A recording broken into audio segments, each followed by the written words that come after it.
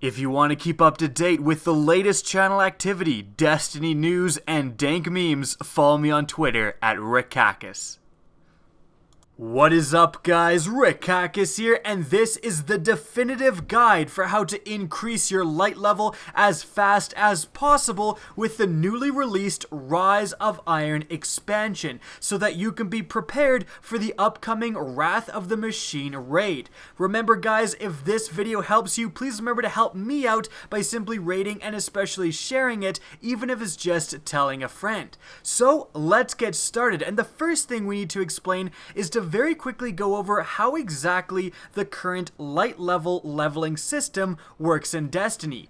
The light leveling system as we currently know it was pretty much introduced with the Taken King. However, it was updated pretty substantially with the April update, which changed it from a more randomized model to a constant progression model. So, in the simplest of terms, if you're doing an activity where the loot from that activity can drop to a higher light level than what your current light level is, that loot will drop 1 to 5 light levels ahead of your current overall light level. Remember that it is your overall light level. If your overall light level is 335, but you have a pretty good primary, let's say you have a 338 auto rifle, and you get another auto rifle, it can still only drop to 340. It's based on your overall light level, not individual gear. So that's the leveling system in a nutshell. Now, what can we do to get the most out of this system?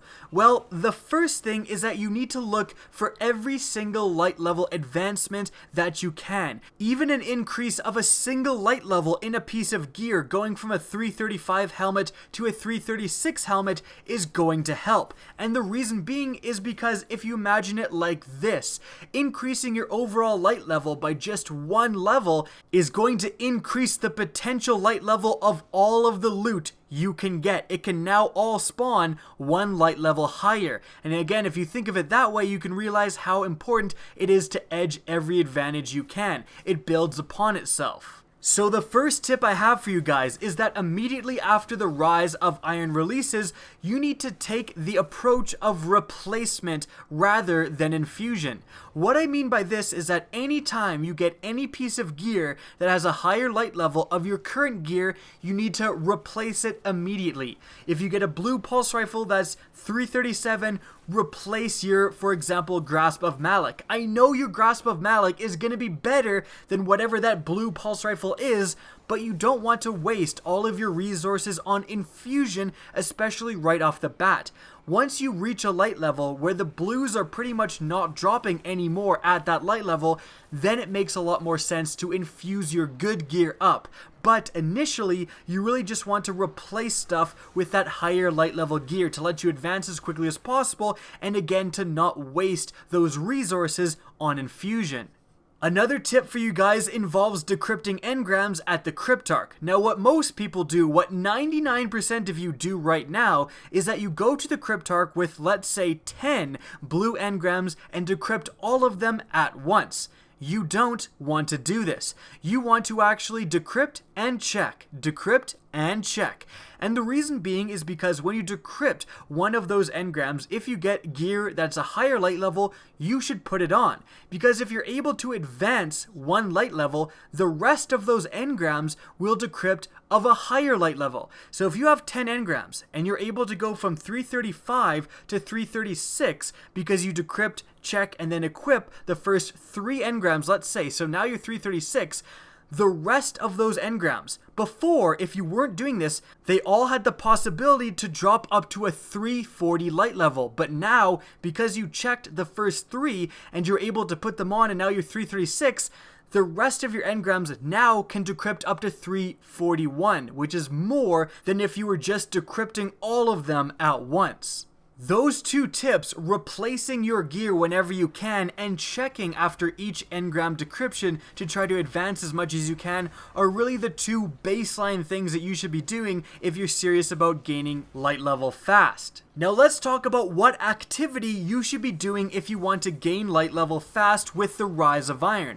The number one activity that I would recommend doing is the new Siva class strike playlist. The 320 light playlist to begin with and the 350 light playlist as soon as possible. Strike playlists have been and are going to remain the best way to level up your light level quickly. Firstly, you are guaranteed to get pretty much 2 blues, that's not counting engrams, from just beating those strikes. That's something that you're not guaranteed at all if you're doing, let's say, a Crucible playlist. So those 2 blues are going to help you very much, especially in the initial stages of this expansion, getting gear that you can just quickly replace and level up from them. On top of that, there's several different high light level rewards that you're getting just for doing that one activity, just for doing strikes. Firstly, you're leveling up your Vanguard. Vanguard packages will award you with high light level gear. At the same time, you're leveling up your faction, so Dead Orbit, Future War Cult, and New Monarchy faction packages will also award you with high light level gear. On top of that, you're also getting strike exclusive loot. Now you get them from opening up the chests at the end of the strike with a skeleton key, which is a random drop for completing strikes within this playlist. And those strike exclusive loot pieces are also going to be very high light level drops. And in addition to all of that stuff, if you're popping 3 of coins, which works exactly like it did before the Rise of Iron, you're getting exotic engrams. Those exotic engrams can decrypt up to, should be the maximum light level, just like they could before the Rise of Iron. So all of these things combined, your faction packages, the Vanguard packages, the strike exclusive loot, and the exotic engrams combined with blue rewards that are really going to help you off the initial stages means that strikes are by far the best thing you can do if you want to level up quickly. Combine that with the 2 tips I said earlier and you will ascend the light levels really damn fast. Moving on, the last thing I'm going to discuss in this video is an extremely advanced tactic for ascending light levels quickly. The people who reach the max light level first in the world are going to be doing this, and it is the idea of leapfrogging. Everything up to this point has been talking about how to prepare for the raid, but this is going to be talking about how to use the raid in order to ascend the light level as quickly as possible of all your characters. Now, when you're ready to do the raid, let's say you're 360 light and ready to do the Wrath of the Machine raid, and you get it done. There's some guy called Rick Smackus, I can't remember his name, but he makes a really good raid guide for dummies, and you watch it and you're able to complete the Wrath of the Machine raid.